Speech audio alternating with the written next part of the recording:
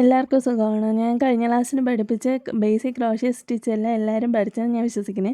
ഇന്ന് നമ്മൾ ചെയ്യാൻ പോകുന്നത് നമ്മുടെ ക്രോഷ്യയിലെ ഗ്രാനി സ്ക്വയേഴ്സാണ്. ബേസിക് ആയിട്ടുള്ള നമ്മുടെ സോളിഡ് ഗ്രാനി സ്ക്വയേഴ്സാണിത്. ഇത് ഞാൻ എൻ്റെ ബാഗിലത്തേക്ക് വേണ്ടി ചെയ്തതാണ്. സത്യം പറയാലോ, ഇത് പോസ്റ്റ് ചെയ്യണമെന്ന് വിചാരിച്ചതിന് ആ ബാഗ് ഫ്ലോപ്പായി. അത് കാണുമ്പോൾ എനിക്ക് സങ്കടം വരും. അതുകൊണ്ട് ഇത് പോസ്റ്റ് ചെയ്യണമെന്ന് വിചാരിച്ചു.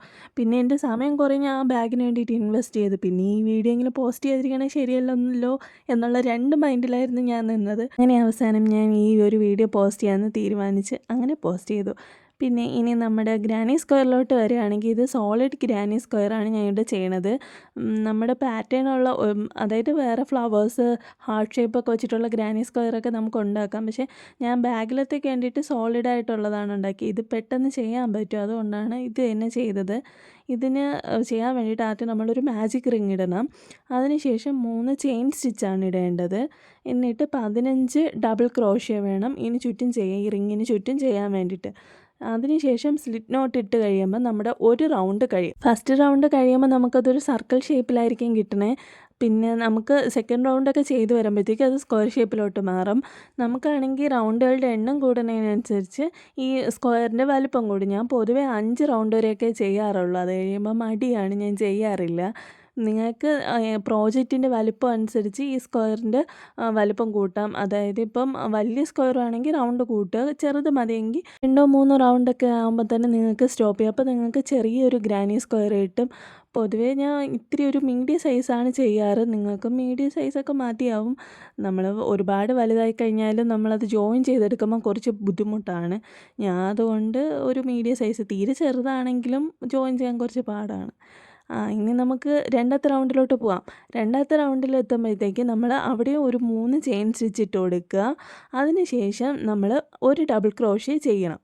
എന്നിട്ട് ആ ഡബിൾ ക്രോഷ്യ ചെയ്ത ആ സെയിം പോയിൻറ്റിൽ തന്നെ നമ്മൾ വേറെ 4 ഡബിൾ ക്രോഷ്യ കൂടി ചെയ്യണം. അപ്പോൾ ആ ഒരു പോയിൻറ്റിൽ മൊത്തം 5 ഡബിൾ ക്രോഷ്യ ആവും. അവിടെ 5 ഡബിൾ ക്രോഷ്യ ചെയ്യാൻ കാരണം എന്ന് വെച്ചാൽ നമ്മുടെ ഈ സ്ക്വയറിന് കോർണർ ഇങ്ങനെ വരണമല്ലോ, കോർണർ തിരിഞ്ഞ്, അതായത് എക്സാക്റ്റ് 90 ഡിഗ്രി ഒന്നും നമ്മൾക്ക് ഒരു ക്രോഷ്യ ചെയ്യുമ്പം കിട്ടില്ല. എന്നാലും കോർണർ തിരിഞ്ഞ് വരാൻ വേണ്ടിയിട്ടാണ് ആ ഒരു പോയിൻറ്റിൽ 5 ഡബിൾ ക്രോഷ്യ ചെയ്യണത്. വീഡിയോ കാണുമ്പോൾ നിങ്ങൾക്ക് മനസ്സിലാവും, ഞാൻ പറയുമ്പോൾ എത്രത്തോളം നിങ്ങൾക്കത് മനസ്സിലാവുമെന്നൊന്നും എനിക്ക് അറിഞ്ഞുകൂടാ. രണ്ടാമത്തെ റൗണ്ട് കഴിയുമ്പോൾ തന്നെ നമുക്കൊരു ചെറിയ സ്ക്വയറിൻ്റെ ഷേപ്പ് കിട്ടും.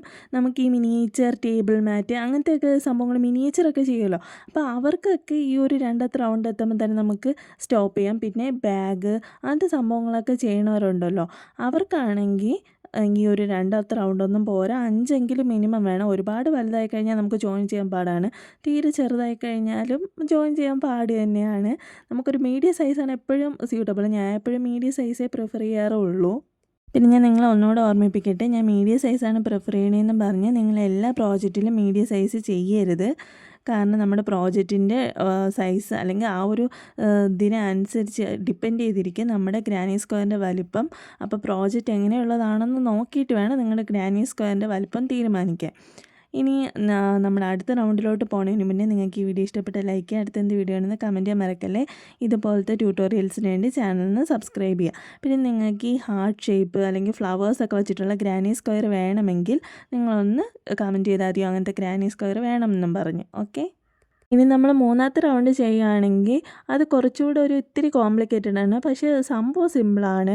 നമ്മൾ ഈ മൂന്നാമത്തെ റൗണ്ട് ചെയ്യുമ്പോൾ തന്നെയാണ് ബാക്കിയുള്ള എല്ലാ റൗണ്ടുകളും ചെയ്യണേ. സെയിം പാറ്റേൺ ആണ്. ഒന്നാമത്തെ രണ്ടാമത്തെ റൗണ്ടിൽ മാത്രമേ ഉള്ളൂ ചെറിയ വ്യത്യാസം. മൂന്നാമത്തെ റൗണ്ടിൽ നമ്മൾ ആദ്യത്തെ സ്റ്റിച്ചിലും രണ്ടാമത്തെ സ്റ്റിച്ചിലും ഒരു ഡബിൾ ക്രോഷ്യ തന്നെയാണ്. പിന്നെ മൂന്നാമത്തെ സ്റ്റിച്ചിലാണ് നമ്മൾ 5 ഡബിൾ ക്രോഷ്യ ചെയ്യണേ.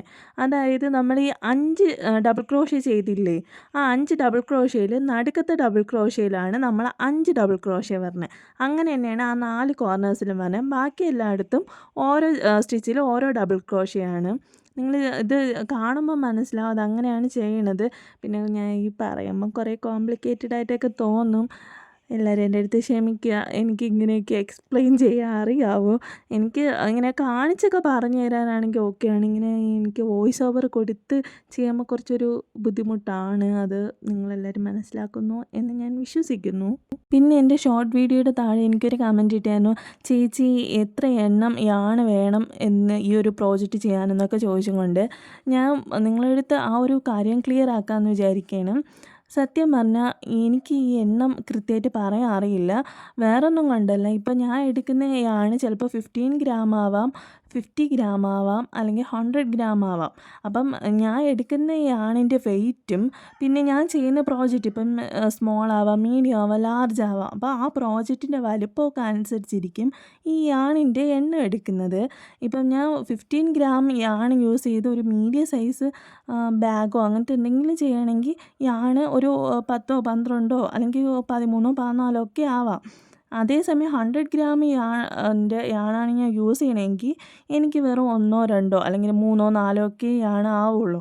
അപ്പോൾ അതൊരു ഡിഫറൻസ് ആയിട്ട് അത്രയും ഡിഫറൻസ് വരും. അപ്പോൾ നിങ്ങൾ ഏത് യാണാണോ എടുക്കണത്, നിങ്ങളുടെ പ്രോജക്റ്റിൻ്റെ വലിപ്പം എങ്ങനെയാണോ അതിനനുസരിച്ചിരിക്കും യാണിൻ്റെ എണ്ണം.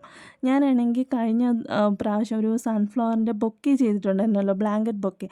അപ്പോൾ അതിലത്തേക്ക് വേണ്ടിയിട്ട് ഞാൻ ഒരു 15 ഗ്രാമിൻ്റെ യാണാണ് എടുത്തത്. അതിന് ഏകദേശം ഒരു 10 15 16ഓളം യാണ് എനിക്ക് ആയിട്ടുണ്ടായിരുന്നു. അതൊരു മീഡിയം സൈസ് ബൊക്കെ ആയിരുന്നു. അപ്പം ഞാൻ ഏകദേശം ഒരു 10 40 റൗണ്ടോളം അത് ചെയ്തിട്ടുണ്ടായിരുന്നു. അപ്പം അതിന് വേണ്ടിയിട്ടാണ് എനിക്ക് 16ഓളം യാണായത്. ഇപ്പം ഞാൻ അതേ സമയം അത്രയും 15 ഗ്രാമിന് പകരം ഒരു 100 ഗ്രാമാണ് എടുത്തിരുന്നെങ്കിൽ എനിക്ക് തോന്നുന്നു ഒരു 2 യാണ് അല്ലെങ്കിൽ 3 യാണിൽ സംഭവം കഴിയുമായിരുന്നു. അതുകൊണ്ട് എനിക്ക് നിങ്ങളുടെ അടുത്ത് ഫൈനലായിട്ട് പറയാനുള്ളത്, ഇപ്പം എനിക്ക് യാണിൻ്റെ എണ്ണം കൃത്യമായിട്ട് പറയാൻ കഴിയില്ല. കാരണം ഞാൻ എടുക്കുന്ന യാണിൻ്റെ വലിപ്പവും തിക്നെസ്സും വെയിറ്റും പിന്നെ എൻ്റെ പ്രോജക്റ്റിൻ്റെ വലിപ്പവും ഒക്കെ ഡിപ്പെൻഡ് ചെയ്തിരിക്കും എൻ്റെ യാൺസിൻ്റെ എണ്ണം. അപ്പം നിങ്ങൾക്കും അത് ചേഞ്ച് വരാം. ഇപ്പം ഞാൻ എടുക്കുന്ന അതേ എണ്ണമായിരിക്കില്ല ഞാൻ ഉണ്ടാക്കുന്ന സെയിം പ്രോജക്റ്റിന് വേറൊരാൾ എടുക്കുന്നത്. അപ്പോൾ അതുകൊണ്ട് നിങ്ങൾ അങ്ങനെ കൃത്യമായിട്ട് എണ്ണം പറയാൻ ചോദിച്ചാൽ എന്നെക്കൊണ്ട് കഴിയില്ല. അപ്പം നിങ്ങളതൊന്ന് ശ്രദ്ധിക്കുക. പിന്നെ നിങ്ങൾ ഈ ഗ്രാനി സ്ക്വയറൊക്കെ ഒന്ന് ട്രൈ ചെയ്ത് നോക്കുക. പിന്നെ എന്തെങ്കിലും ഡൗട്ട്സും കാര്യങ്ങളൊക്കെ ഉണ്ടെങ്കിൽ കമൻറ്റ് ചെയ്താൽ മതി. അപ്പോൾ ഇനി അടുത്ത വീഡിയോ കാണാം. ബൈ.